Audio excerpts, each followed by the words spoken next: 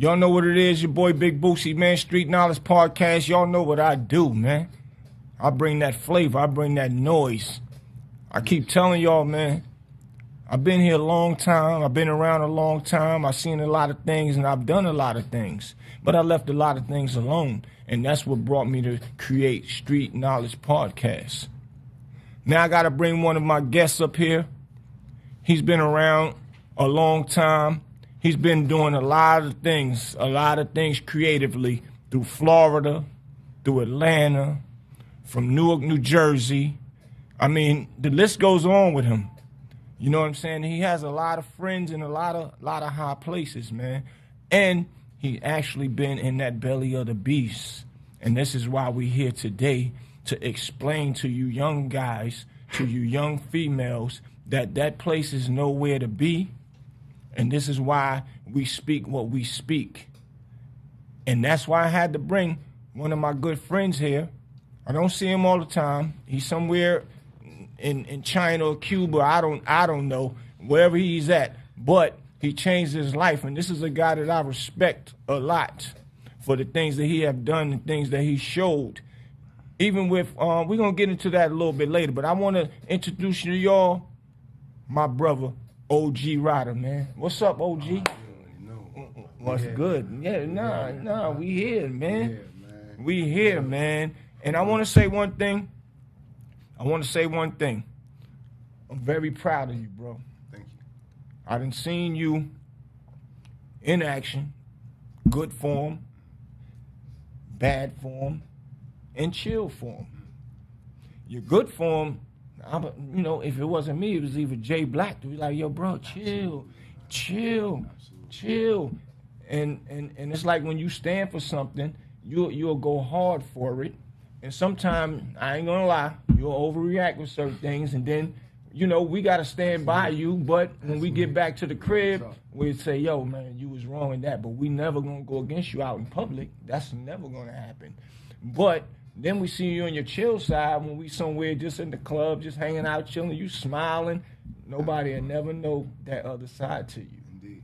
And I'm only bringing these points up right now because of the change that you made in your life. And I've been reading your book. And for y'all don't know, this book right here, my brother wrote it, Level 7. And I seen how you did a lot of change for your kids. That's most important in the world. And even you gave your kid's mother a shout out. That's a beautiful thing. Most people don't get along with their kid's mother. And even if you didn't, you still gave them love regardless. So now, I want to get into some things, man. Get into it, Boost. All right. Boost with the juice. My brother, can you explain to them where you come from? We're going to start with this. Jersey, man. Shout out to Jersey, the whole Jersey, though. Shout out to the whole Jersey, man. Right. I'm from Elizabeth, New Jersey. Right. You got to get to me before you get to Newark, before you get to Jersey City, before you get to New York.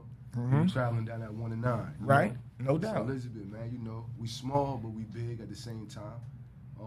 Newark is our backyard. Right. We connected. So that's how it always been, like, my composure of being both places at one time. Okay. So what was it like in Newark, New Jersey for OG Ryder growing up in the household, and what might have created OG Ryder from the household up to now? We don't got to get into everything, but just let them know. Principles? Okay. Yeah, principles. That's the first thing that comes to mind. Right. Principles, morals. It's certain things. I was around certain people that you couldn't just do what you wanted to do. You was held accountable for it. In some form or fashion, you're going to have to stand on that, Right. And that's been something that's molded me and helped me along the way as well. Right. Right. So from the household to outside, where did it start with the morals and principles? And when you say morals and principles, what do you mean? The morals and principles of not doing the dishes in the house, and the morals and principles of being a stand-up guy when you outside with people. So where did it start from? It stemmed from my family, house. Everything is domestic. Violence, everything. It starts domestically. Right. As we know, domestic is home. So I think a lot of my ways stem from home. I was raised by females. Wow. You know, 4 or 5 females raised me. My mom's got 4 sisters. So you got to understand, that's who raised me. Wow. And my grandmother. Wow. You get what I'm saying? So I was installed with principles. Outside of them, any manly figure, that came from my uncles, and of course they was in the streets. So at a young age of 8, 9, and 10, I got molded from both places. From women. You know, from women, giving me my morals and concepts of understanding life, man, and certain things, and how to just carry yourself, you know? And, you know, with women are the most strong-minded people on this planet. First of all, when we are 10, they are already 15. Indeed. They're mentally, you know what I'm saying? And they always say it takes a man to raise a man. But when you got a strong woman, sometimes that doesn't really matter, because you got a strong woman that can raise a man like a man when they already know what it takes. So I understand where you're coming from, and I respect that. Big shouts out to your sisters and your grandmothers and your mothers for doing that. Me, you just broke something brand new on me. I would thought you was raised by a man. I know how you move, but we'll get into that later. Think that too. Like, that's a lot a of fact. people don't understand that. Now, outside of the streets that raised me, I went to jail at 15 years old. So wow. you take that from me, right? From 15, you go back to 10. Right. So from 10, I was in the streets on my own. Wow. From getting into it and not seeing eye to eye with my pops. So not having a father figure around. Right. Of course, now the streets was the only father figure. Wow. You get what I'm saying? On top of the women, and all they did was just give me the guidance, the principles. Right. Let me know I am special. Facts. Let me know it's more to me. You get what I'm saying? They give you them basic things to go off, because ain't nothing like a woman's love. They nurtured you. Indeed. And make sure that you understand, okay, your father not here. We still going to make sure that you don't miss that guidance. Indeed. They still gave me that love. So love was something I always knew. I always understood how to, a small glimpse of it, concept of it. Right. And that always guided me through. They let me know, you know, they installed that inside of me to where that was enough to go on. Even doing my bids, doing the bid at 15 years old, I had 5 years, my first bid. Wow. So doing that, you know, that's what helped me get through. Your first bid, you was how old? I was 15. 15. Yeah, I did 5 straight too. Wow. I had no way out. But the crazy thing is, I did have a way out, bro. I had a way out, but I couldn't take it, you know? I wasn't going to tell. And at the end of the day, the person that did tell, that happened to be someone I look up to, my uncle. Right. You know what I'm saying? And you learned that at 15 years old, man. Not to tell. Mm. And that's crazy, because his sisters and his moms watched me go through it. So they watched them tell on me. The same women that raised me. You dig? They came to court, sat in the courtroom. Wow. Yeah, and they looked at him stunned too, just as I was stunned. Right, it was like, amazed. Okay, yeah, and they told me, you're not wrong for never speaking to him again. Nah, so not at all. Point, not it was at all. like, no, Never. that was a wrap. Never. Yeah. Okay, so now you went and did your time, and you came home, honorable person, and after that, what was next for OG Ryder? I didn't even know, man. I didn't know. I was so young, and just that scarred me so much to where it left me determined to make something out of myself. Right. I guess you could say, right? But I didn't put positive first. I had my negative. So that's what started my negative. That first bid didn't do shit to me. Nothing, because you're still invincible. You know, you're young. You're and young. That is where you go. It's a difference between state and federal. I tell people that. So your first one was state. Right. And that shit is like camp. Right. You know what I'm saying? And then you around a bunch of people you know. You running around with dudes, man, that you familiar with. They familiar with you. So you still having fun inside of jail. It is what it is. Yeah. So you're not learning what you should learn at the time, right? You're not getting the discipline you should get. You're not getting the installment that you should get. Like, nah, this ain't cool. Because you ain't got to worry about paying bills on the outside. You ain't got to worry about a car note. You ain't got to worry about nothing. For the outside world. You get what I'm saying? Right. And that accepted, with me having that acceptance, that was scary. And see, that's one thing about jail, what we trying to teach these youth. Y'all know your parents will take care of y'all. And when you go back out of this jail, y'all don't have to face paying bills or nothing. You go back and live with your mother. So when you're in jail, you can have fun and wild out. When you get back out, you're going to have some fun. You don't have a responsibility to the fact. That's another thing. People are privileged. I guess that's what they call privilege, right? We all was. Indeed. I'm not taking nothing from the message I'm sending, and I'm only being able to send this message because I was one of them as well. My mama told me, you keep getting locked up, I ain't coming to get you. And guess who come get me when I get locked up again? My mama, spending her hard-earned money. My first bid, I didn't call my mom's. I called my father. And that's the last time we spoke. Wow. Yeah, to this day. And for what reason is that? Because of what he told me at 15 years old, man. He said, man, don't call here, man. I can't do shit for you, son. Wow. Real talk. I ain't even understand that concept. I'm a child, man. What the fuck you mean you can't do nothing for me? Wow. Don't call you, man. These crackers done whoop my ass from where they had me at all the way to the jail. Right. I'm thinking, call my pops, man. My nigga. At least come there if you don't have any money. That, man. Just show some type of support. It fucked me up. That one phone call. Only got one call.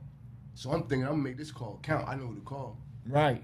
That's a lesson it never left my soul, man. And see, that's deep right there. Because there's a lot of fathers that care about their kids and do things for their kids. And sometimes when kids get a certain age, they forget about the fathers. Yeah. So that's a whole nother story within itself. Because you don't understand what a father go through, what that man went through before he became a father. Right.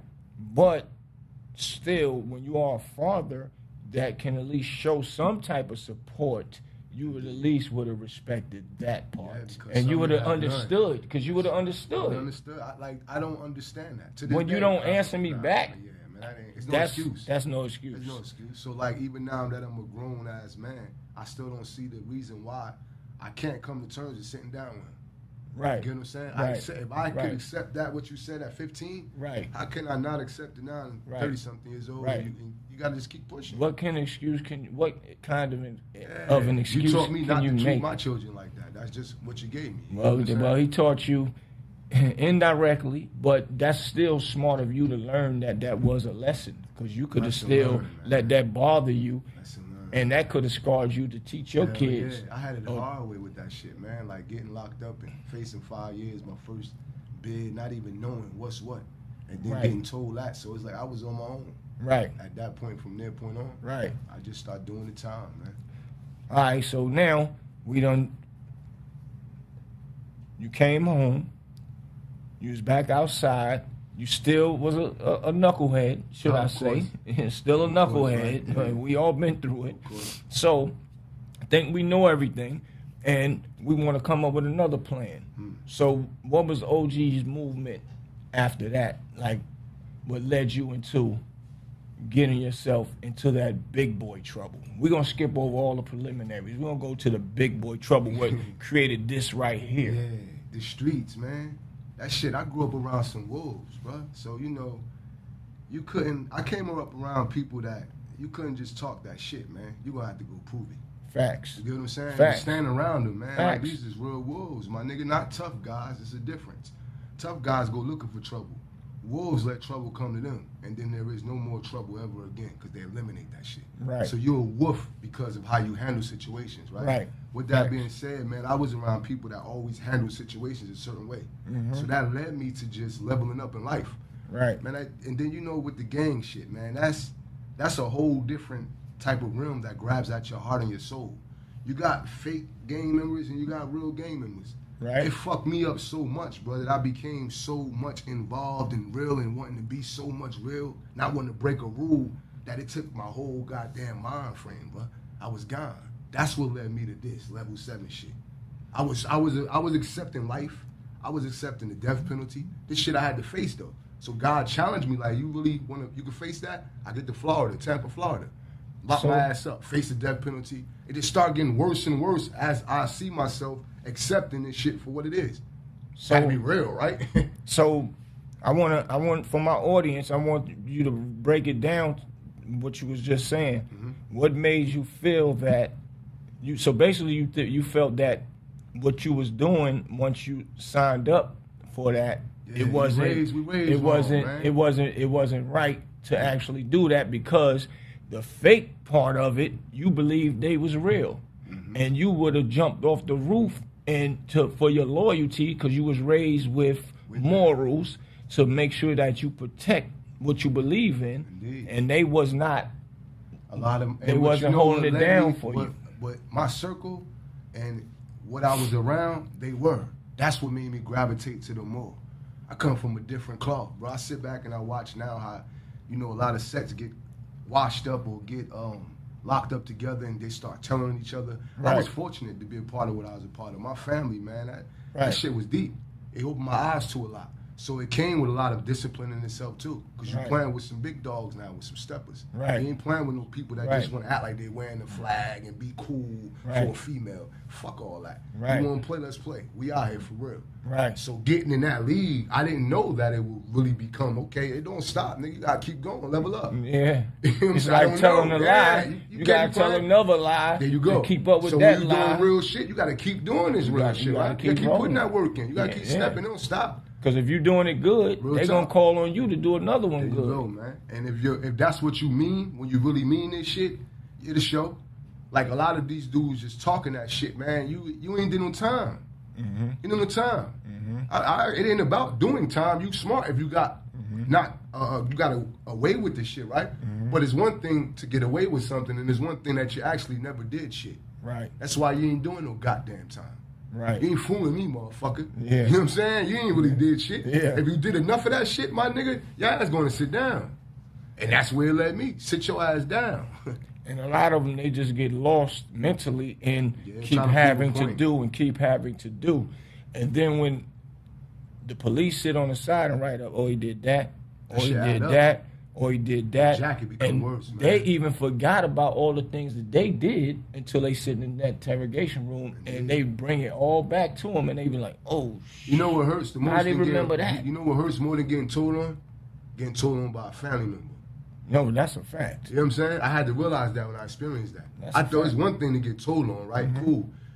But a family member, when you do that shit, when it came like that, it hurts your heart because you do things for a person out of love. You don't expect shit, right? But then when you wake up and you realize it ain't no love. So now you like, well, what the fuck I did all of that for? I put my life in jeopardy, put my life in danger for the situation out of loyalty. So you realize, take away love, take away, it ain't must be no loyalty either then, huh? Because I done threw my whole goddamn life away for Nah, it. that's a fact. You get what I'm saying? Money is money, that's one thing, but when a person really give a fuck about you and they can show you in actions by going all the way out and just really crashing out for you. Right. I was young and stupid as shit, bro. Right. Nobody doing that nowadays. People get sent on dummy missions. Right. You know what I'm saying? Facts. For you to actually do things out of the kindness of your heart, but still get told on, that should bring you to tears, man. Right. And see, this is what I've been telling all my young cats out there. When you get locked up, you want to call on your people to spend their hard-earned money. But if you have a set that you're running with or homeboys that you're running with, they should be able to have some money for you to get you out of jail. And not only that, it doesn't make sense to you until the police get you and show you all the crimes that you've done. Now you gotta say, all right, I don't want to talk to you. I want a lawyer. You gotta do I what's want a right, lawyer. level up. But the way things is going now, they not doing that no more. Oh man, he said I can get 10 to life for that, 12 to life for that. They show you all that, and y'all forget the one rule: don't talk to them until you have the right to remain silent until you see a lawyer, and y'all start talking. Be quiet, and you will get the best results from being quiet. You end up wanting to tell on your friends.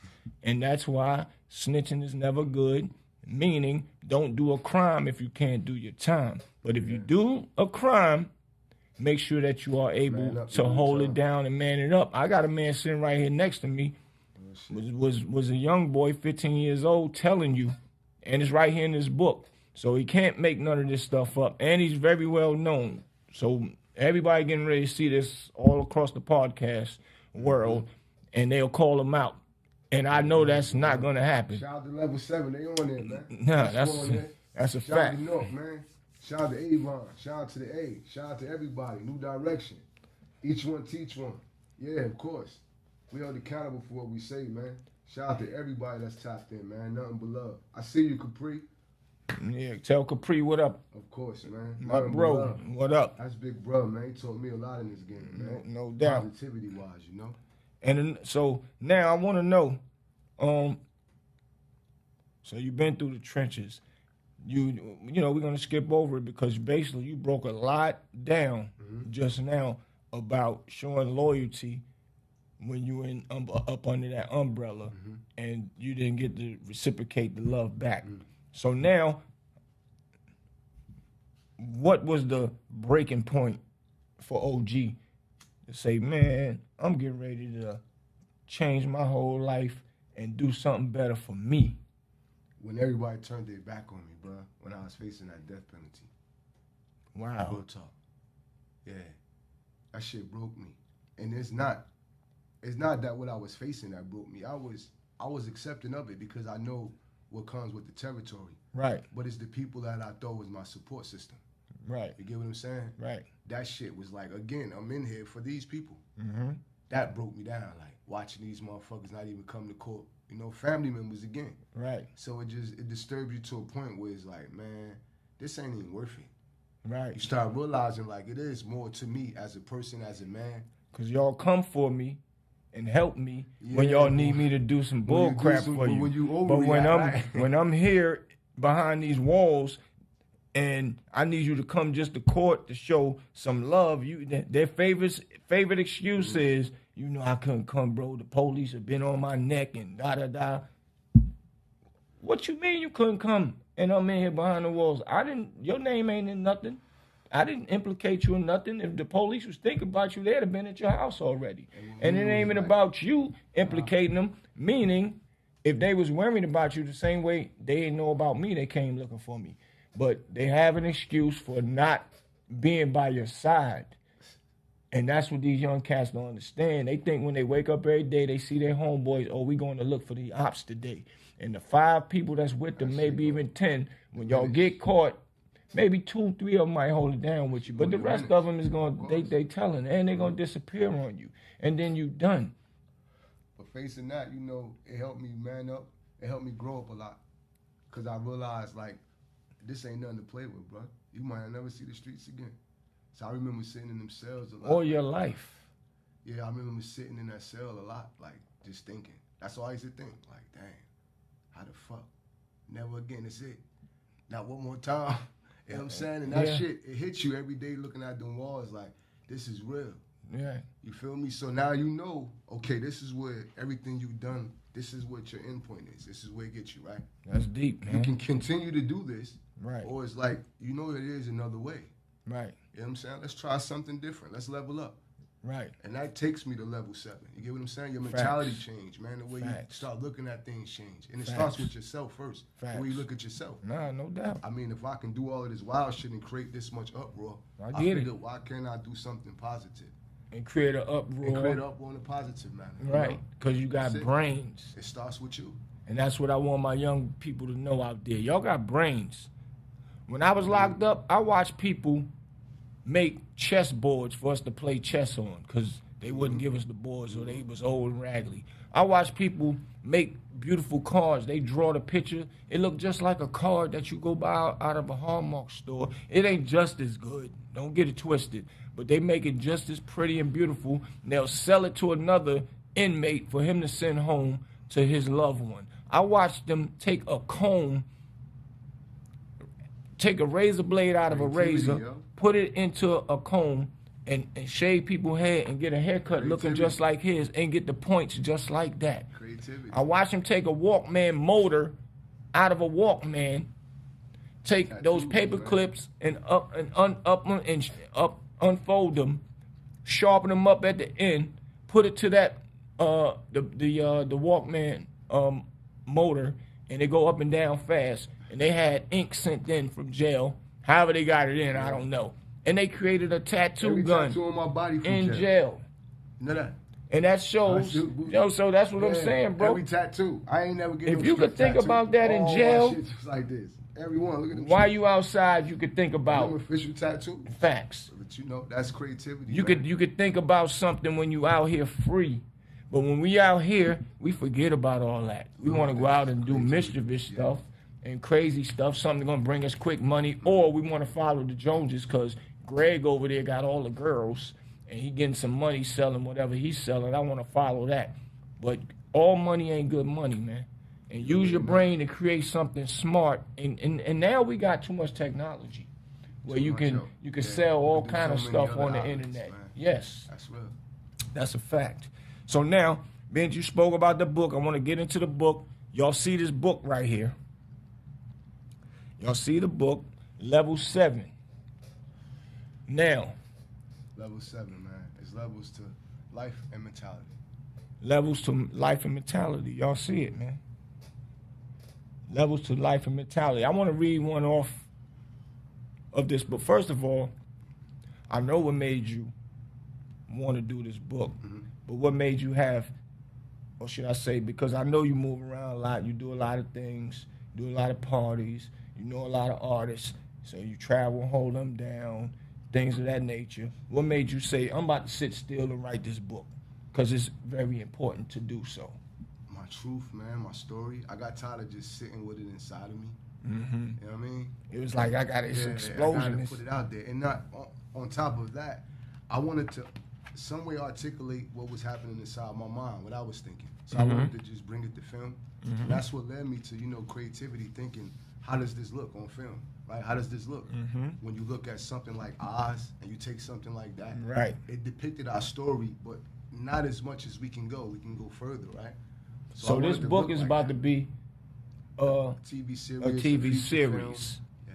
Yes. Things I'm developing and make it into the masses, because that's the only way to get the message out there, to me, to get our story out there the right way. So Dame Dash, our brother Dame, come on now, you got first dibs on it. Yeah, Dame did the trailer. Shout out to Dame. Dame did the trailer. He did my first Dame trailer. Dash, our brother. Yeah, man. But Dame, he's a fair guy now. If a person like 50 Cent, we're gonna play big. 50 Cent call. 50 Cent, come on now. That too. And that's what's crazy, because a lot of people don't understand. I don't want to do no YouTube. I ain't doing no Tubi. Tubi was going, Tubi $1 million? Ain't enough money. Yeah, you know what I'm saying, bro? This ain't one of them low budget movies. But I can't say that about Tubi. You got to look at McGraw Ave. They made $1 million in their first week. That's what I just said. But I'd rather do my budget for me, myself. I'm thinking. But if it makes sense, man. But it's up to you to actually negotiate what's going to make sense for you, though. This ain't a Tubi movie. This is no, but this is Warner Brothers shit, man. Yeah, but McGraw Ave is a series too now, though. But you still want it on that quality of a Stars, of an HBO, is what you looking for, and that's why I say. Holla at me, HBO Max. Yeah, facts. You know what it is, man. Holla at me. So I want to BT Plus, Paramount. This right here is very interesting. As I was reading it, I'm gonna have to finish reading the book, bro. As you should, man. It's a lot you're gonna take from it. Anybody that do dive into it, it's a lot you're gonna take from it, because it's all action fact events. So it's like not like I sat there and made these things up, scenarios to go with, to capture people's attention. So you told me there was no such thing as what you said the white man told y'all when y'all first came into the jail prison when you was doing your bid. The difference between the state prison and the USP penitentiary. When you first get to the gang unit and the USP, that cracker told me it's 3 rules, man. The first rule, get you a knife. Wow. The second rule, get your paperwork. Wow. And your third rule, gentlemen, get you a knife. I swear to God. Wow. Nigga said, welcome to USP Hazleton. Have a good evening. So with that being said, I knew right then and there, man, what the fuck, where I'm at, man. So what was your experience that you could let this youth know what it was like in that jail, and how old was you when you was in there? Man, that shit. Break it down to them. I went in the feds at 27. Right. You know what I'm saying? Like, it was just a wild experience, man. It is. It's everything you wanted to be, though. All that shit you want to get into, that bullshit you living out here in the streets. Now you in here with niggas that's active every day. So get active. You know what I'm saying? Ain't no reason to hold back if that's in you. If it's not in you, then go ahead and just go to church or, go to Juma and do the right thing. Whatever is in you is going to come out when you go to the feds. Because they're going to put you in a place where it's like, you're going to do this or you're going to do that. Right. But this is what it is. You only got two options. Penitentiaries, man, that shit is different, and it's ran accordingly. Like, the inmates want that. Wow. So it ain't going to change. So nobody get locked up for having a knife or nothing. You're not going to the hole for a knife. FCIs, man, that's what dudes get it twisted at. Like, you in the pen, police know you got knives on you. They take them if they find them. But all that go to get a shot and go to the hole and all that shit, man, that's for FCIs, bro. In the penitentiary, man, they know what it is. Level 7, y'all.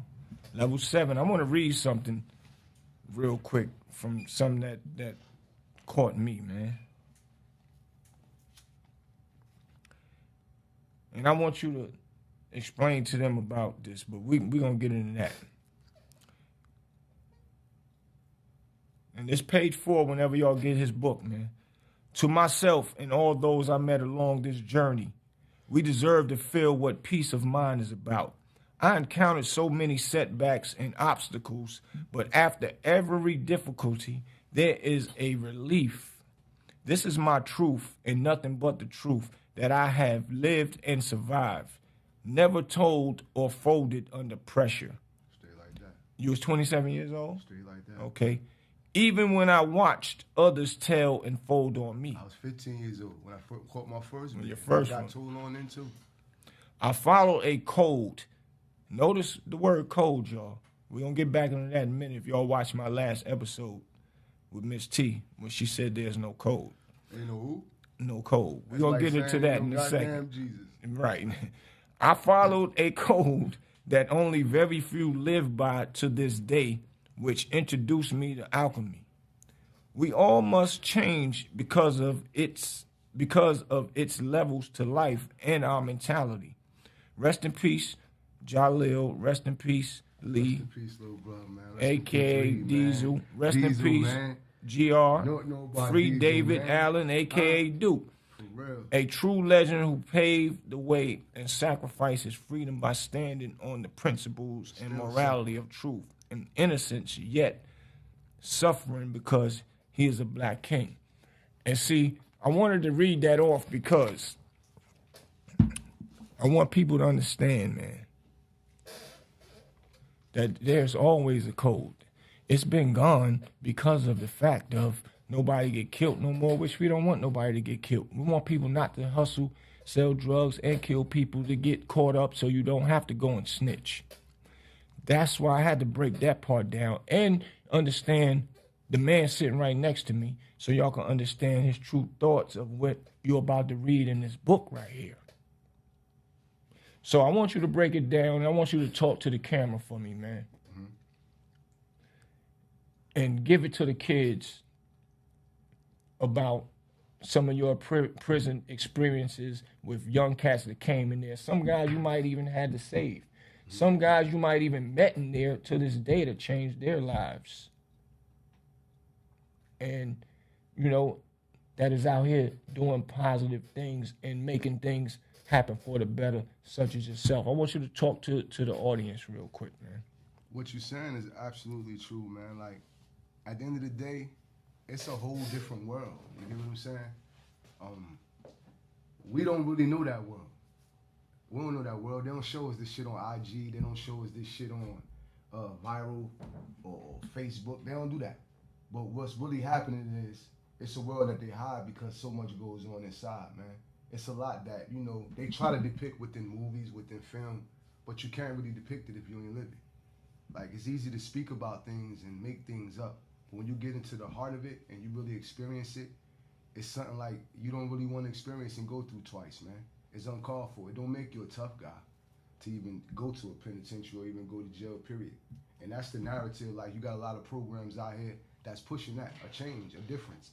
Dudes that actually went through it, so they're here to show you and tell you that ain't no reason for you to go through it. Like New Direction, that's a program that come to my mind every time I speak about change or making a difference, because these are individuals and programs that made a difference in my life, man. So shout out to Tut 8, you know, all the whole family, man. You got females over there that's queens that really push you in the right direction. They really implementing and putting their minds and creativity to it and just bringing to the whole picture.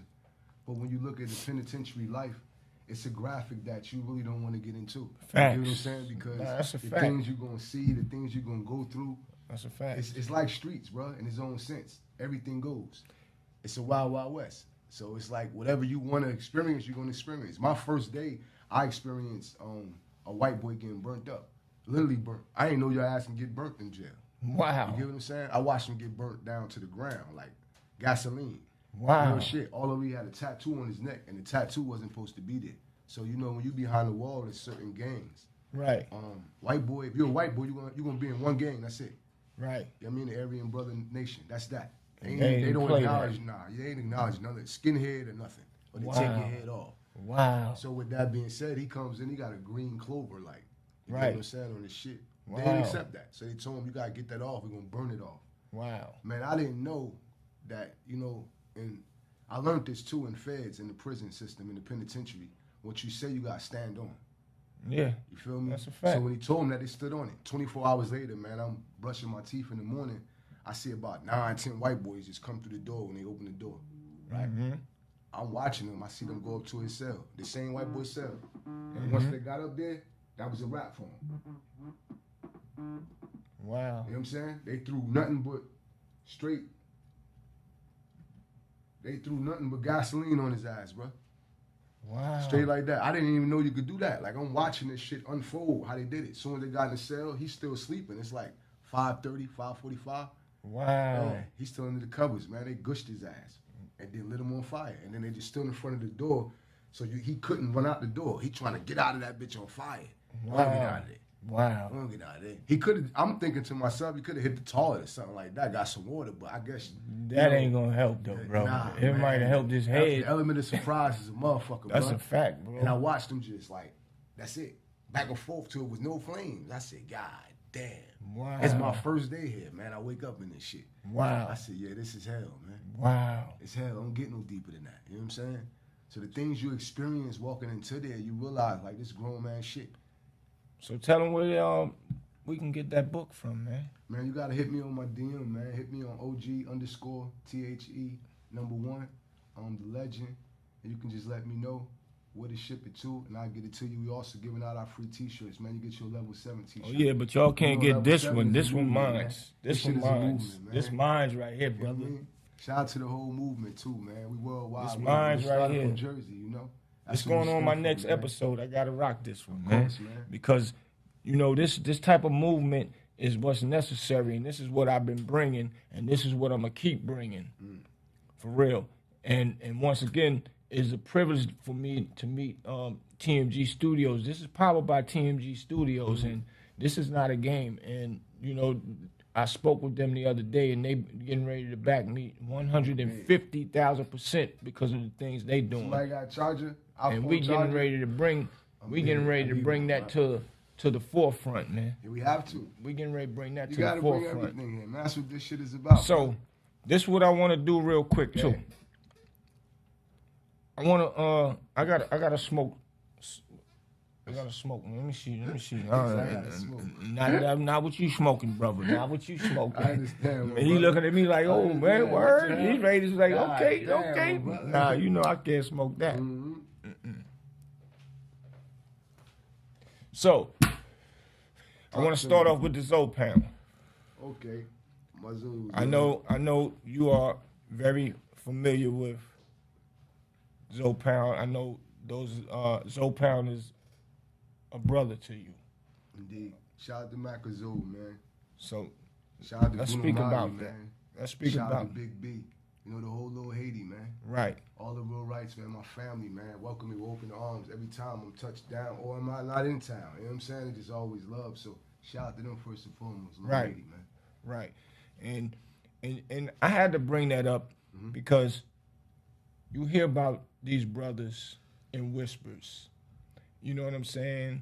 And they're highly respected. And I love the way people move in silence, highly respected, and don't poke their chests out or none of that. Those are the people that are to be respected.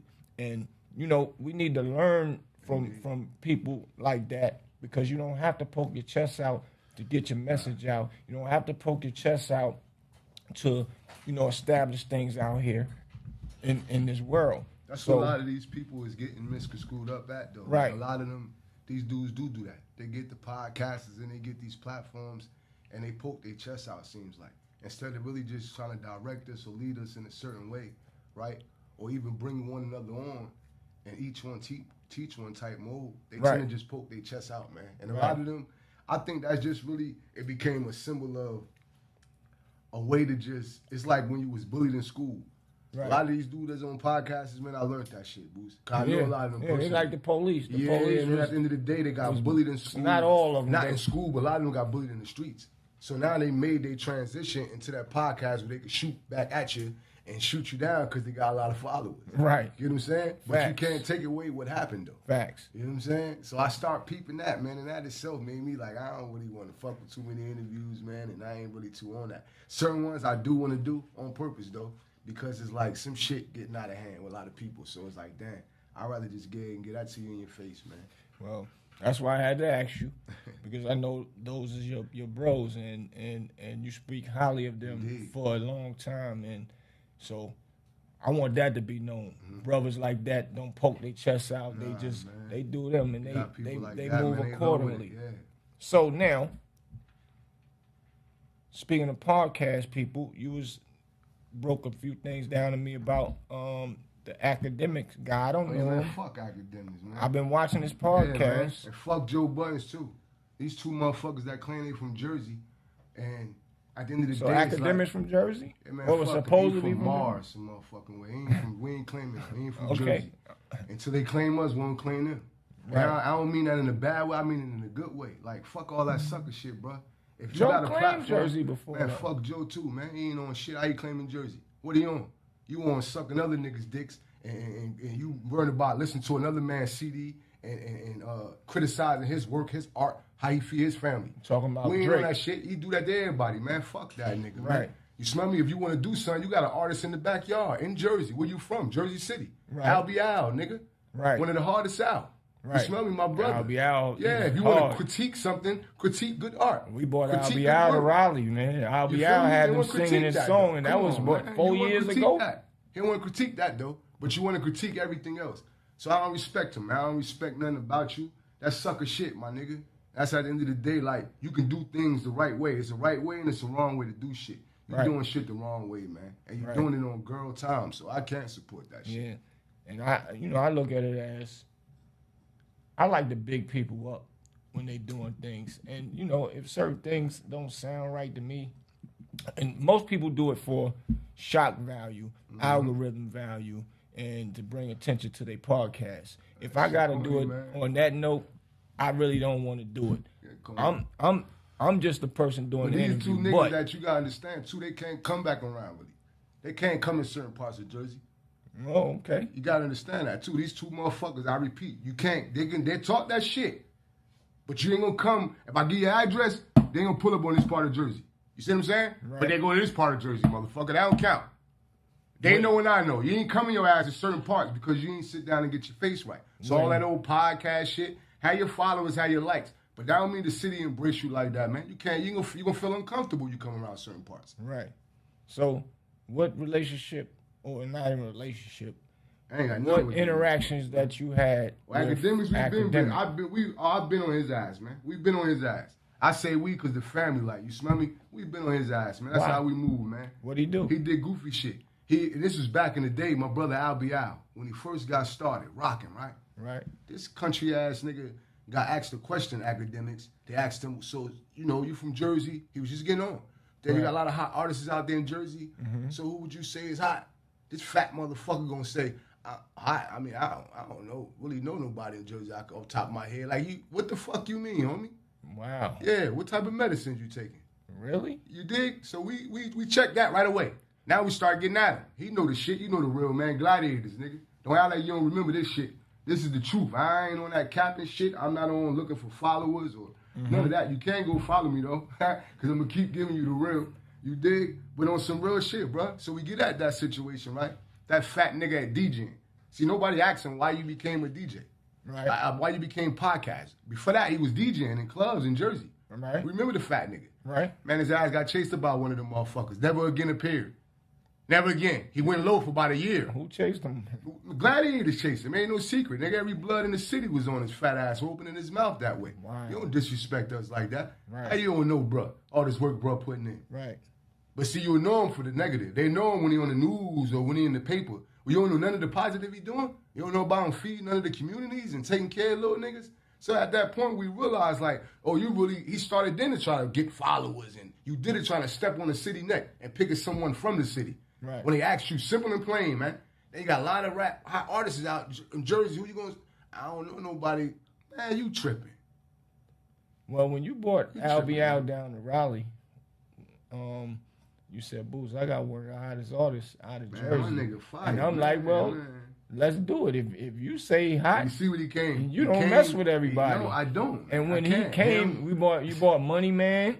Money Shout Man. out to Money Man. BC, they came on their own. They Them drove all the way up from Atlanta just for you. And they real dudes, solid, man. So their music speak for the heart. It speak for me. It speak for people like me, man. Facts. So that's why they don't get their rightful due respect. They don't because get they their telling rightful play. stories. Yeah, man. of They're where not they come telling from. what you want to hear. The lies. We didn't grow fact. up off lies, man. We grew up off our reality, and it is what it is. It ain't for everybody.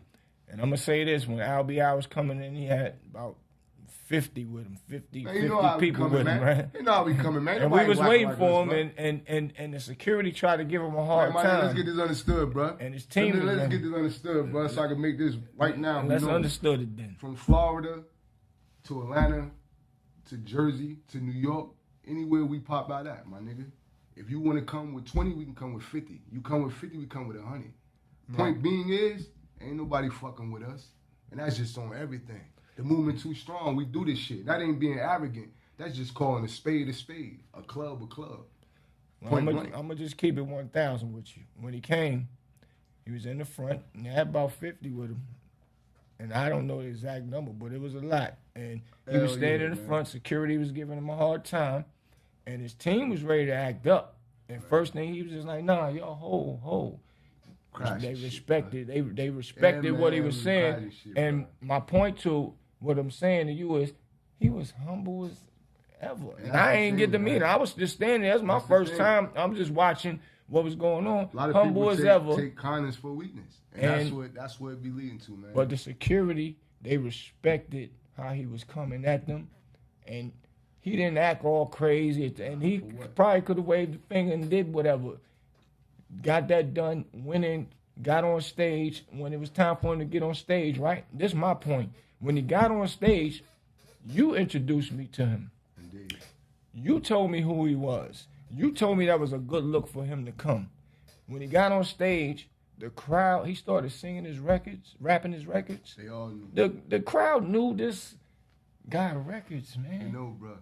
Come on, man. Yo. You speak for a lot of people. Yo, you bro. Speak that pain music, and man. these people from North Carolina, and he from Jersey. So me, if somebody was to ask me who hot from Jersey, only thing I could say out of my mouth, because I seen it with my own eyes. Indeed. So you see how we would take that. That's a fact. You get what I'm saying? That's my And whole that was point. disrespect, bro. That's my whole point. He disrespected us. So at that point, it got to the point where it was like, you know what? All right, we're going to deal with your ass. But now we go to deal with him. He didn't want to meet up. Even bro was trying to sit down with him to this day. Like, they could sit down. That's my whole thing. They still try to use the negative and use it as we so turn it into a positive. Yeah, but we ain't on that. Yeah, that's innocent. We can be like that. But if we coming to you for business, do business. Bottom line is you in business to make money. Right. You ain't in business to judge me of how I am and how I can be. And what does that matter if I can make money? I can make moves. But now people are so judgmental upon how you are, right, that you don't even get your rightful due. You don't get what you rightfully deserve, man. Mm-hmm. And that in itself can be disrespectful. It can make your person just lose hope in their dreams. Like a person like Joe Budden that's always criticizing rappers. And for what, bro? They trying, my nigga. Rather they flunk or do good. They try. It's a shock value. Exactly, man. So it's like, damn, you ain't got to do that. But people do that. Why? Because, again, like I said, man, it gives them some type of comfort. It makes them feel like they some type of tough guy, man. Because, again, them the same people that got bullied in the streets. Right. See? They got bullied. So they got to get somewhere. They're the same ones that whoop a woman ass. Look at Joe Buns. I don't respect him for that. He be hitting all the women. Yeah. Man, Lanya, I want a match with him. I want a boxing match with you punk guys. That's what I want. I'm glad. What camera we on? Both, yeah. I want a boxing match with you, my nigga. They can give you the bread. Somebody want to sponsor this shit. Holla at me, Lamel Plumber. That's what this shit need to be on. What's that shit? Bad Boys East. We need a Gangsters East. Fuck the bullshit. No, it's that's Bad what we need. Girls. It's Bad Girls. Yeah, okay. Shout out to the Bad Girls. They doing what they do, but we need a Bad Boys. Not even a Bad Boys. That's that puff shit. We need a Gangsters East. And we need to do the boxing matches like that, Lamel. Lemon Plumber. Yeah, that's so all the boy. beats that we having with the podcasters and all this shit, Lamel, let's get this shit situated, bruh. Let them, a lot of them get their ass knocked out. And once you get knocked out, the rule is you lose your podcast. That's it. Make them fight for that shit. Make them earn that shit, He ain't man. gonna fight for that. Make them, why not? Give him a check. He'll fight for the money. Let me. He'll fight for the money, $1 million cash. You think he getting it? He's still a man. He might win. I ain't saying he gonna lose. I don't never take nothing from no one, right? But at the end of the day, he'll take that check. Get your ass in that ring, though, because you whooped that girl ass. Let me Plumber, that's my boy, man. You need to make that call, Big Boots with the juice. See what I'm saying? This is why we call him Big Boots with the fucking juice. Who want to see this goddamn fight, y'all? This shit like Mayweather and goddamn hey, Lemmy, Mexican man. Nigga. Hit me up. What the fuck? Hit me up, Lenny, man. let's go, Lenny. We can fuck Vegas up with this one, man. Yeah. I want Blueface, too. Hey, cuz, nothing personal, cuz, but I just want to see you, though. You dig? I do want to see you, too, because you be talking that shit. See, that's the thing with me, man. I come from a fucked up lifestyle, right? We fought, nigga. In jail, you fight. You ain't got no goddamn guns. You ain't got a bunch of your niggas. Shut the fuck up and fight. A lot of you niggas I don't think can fight, man. So y'all be hiding behind podcasts. Y'all hide behind police. If we do it legitimately, we can't get in trouble for whooping your ass. Right, so we're going to take that as taking negative to positive. There you go. We don't have to take things to guns. There you go. Let's put the guns down, man up. That's what we call it. Right. Guns down, man up. Right there, Lamel. Lamel, stop playing, man. What do you call him? Lemmy Plumber. Lemmy got that shit rocking with them bad girls. Good dude, man. You know, Lemmy did Lemmy smacking the shit out of each other. he did our reality show. Yeah. Well, which is Dame Dash reality show. Birdman, which is Baby, Lil Wayne Pops. Man, shout out to Jermaine Birdman, Dupri. Man. Shout out to Bird, man. Bird, Dame Dash, and Dame Dash brought us through and put us. Fuck with Bird, man. Yeah, they put us on the BET special. Came on every Tuesday and all that, and it was the number one. It was the number one reality show. But I don't know what happened with the special. I mean, with the person that put it together. I think they got fired, so they didn't have a second season. Yeah, I want that, though. I do. I want that Joe Buzz. But ooh, that'd be light. That'd be fly. Light skin against brown skin, nigga. But we gotta turn it into a positive too, bro. That's positive. Yeah. You know how many women gonna love to see him get his ass whooped? That's a positive. He might can take you now. I don't know now. Ooh, that's what, see? Now if I get whooped, man, you gotta hop in.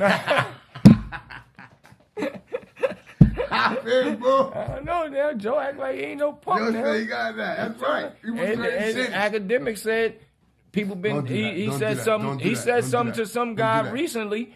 Yo, man, I've been getting threatened all my life. I don't care. You just another one. Ain't nobody gonna do nothing to me, and I ain't scared. Academic said it out his mouth, so I gotta break it down. I'm gonna whoop his fat ass. I'm just a messenger, man. Positively speaking too. Okay. Now please add that. No, that's what's up. I'm gonna positively whoop his fat ass. You line that up, bro. That's what's up. So before we go, man, I want to get into one other thing. Being that we was talking about code, and my last episode I spoke to Miss T, and like I'm always say, I like to stay on a positive note, and I like to, like I expressed to her about there is a code, and now you hit me up after you seen the interview, and you spoke about code in your book, and there is a code. But she says there's only thing about code now is expectations. And expectation and code, like I said, goes hand in hand. You expect your brother not to tell because he's going to follow the code. There's always a code. And nobody can never speak about nothing when it comes to code, snitching, nothing if you've never been in jail for somebody telling on you and took you away from your family. So we can never allow that and never allow that to be said. You know what I'm saying? And a lot of people been in my ear was saying that she said she make $500,000 a day. I can't say that she would make $500,000 a day because I was around at that time outside heavily, and I know what it's like to make $500,000 a day. Real talk. And a person that was making those $500,000 a day plays, the streets start talking. Oh, yo, so-and-so, they got it now. They are the ones that's got it. We would have heard about that. I haven't heard about her ever doing none of that, and this is no disrespect to her. And BET put a special on with her, a reality show or a mini documentary with her that comes on Tuesdays. How could you do that if y'all didn't fact check BET? BET, y'all gotta check before y'all put somebody out there. Nobody cares. That's the whole thing. Nobody cares. It'll mess a BET brand up if it's not true. No, it won't. A lot of people not speaking about it. Lies make money. Truth kill money. Okay, well, when a police You hear what I officer said? or a judge or a politician or somebody do something wrong to civilians, only way that it will get noticed and make people care is when everybody starts speaking about it. Now they want money. Truth kills No, money. that's a fact. So that's all this world is running on, this money. But a lot of people just not speaking out about it. Yeah, and that was wrong, though. Like, at the end of the day, it is the code, though. It is expectations. It is all that shit. Whatever you want to say, it is. That's a fact. Right? But just because it's not in the individual itself. Right. Now, that's a whole different story. Right. And that's when it comes out when it's too goddamn late. When they sitting at the table and they can't handle the heat. Right. So now it comes out and they want to go outside of the morals and the conducts and the code. Right. At the end of the day, our parents told us don't snitch. Yeah. When you in the house, you couldn't tell your own goddamn sister. Get out of here being a tattletale. Thank you. So it still matches the same length when you look at it. Just because you grew up, it's still okay. We can use her word, expectations, right? Right. That's a fact. You don't expect for your brother not to be your brother's keeper. You don't expect your sister to be her sister's keeper. That's a fact. I mean, what are your expectations as a person? So it really comes down to that person. Right. You just really telling that you'll sell your motherfucking soul. That's all you're telling. Facts. And you making it seem like it's cool to tell. Right. That's a whole different topic now, but that's not cool. Nah. You're going to shed the light on truth. But again, a lie going to get you money. Right. So you're going to expose a lie more than you will expose the truth, right? Because they bought into the lie. Right. Buying to the truth, ain't nobody buying to the truth that you selling. That's bullshit. The streets know it, but the crackers going to buy into it. The truth don't sound more interesting than a lie. That's all, bro. And you can make up so many lies, man, as long as you're not being held accountable for it. Facts. You got enough to make a goddamn movie, TV series, TV show, and whatever else. And nobody held her accountable for it, because a lot of people speaking about it, but they not on the forefront saying it. And they'll probably say something to her in little Instagrams and all that, but they don't have no big platforms to say it because that probably would have came to a halt a long time ago. Especially when you're using the culture. Right. You get what I'm saying? Right. I think Dame taught me about that. He did, man. That's culture vulture. He's a motherfucking culture vulture. So you saying there's black culture vultures too? Hell yeah, man. Vultures is black, ain't they? Them motherfuckers ain't white. I ain't never seen a white vulture. Right. A lot of them is black, just like the real birds, man. You making a lot of sense right now. They vultures, man. They take from you, man. You know what I mean? Vultures it is out here in this industry. They don't care, man. Once you die, they gonna take what they can take from you and feed it to the people, and everybody gonna eat off that, and that's where the money coming at. Facts. And then you take a person like her, Miss C, that's what she did. I don't hate on you, love. Keep doing your thing. But it's just how you did it. I mean, goddamn, you couldn't find another goddamn way. I guess not. Right, because there's other people that's in jail, that's away from their families. That ain't cool, man. And another person is suffering for that foul shit you pull. Yeah, and it's other men. And they don't want to break down. No, they don't want to share no money. They don't want to cut no check. Right. You know what I'm saying? They don't want to cut no check. They ain't want to come back and do what's right. You can still do right by that move. If you sit down and let it be known, like, okay, I did fabricate and stretch the truth a little bit, right? Right. And here goes my results, right? But you ain't gonna do that, man. You're gonna just leave families to suffer, niggas behind the wall, and they gotta watch this shit when it come on TV. And they in there sick. Some of them rolling over in their grave that got killed behind a person that is snitching. Their story. And they out living life, but that person is in jail, you know, during his time honorably stood on and fell on his sword.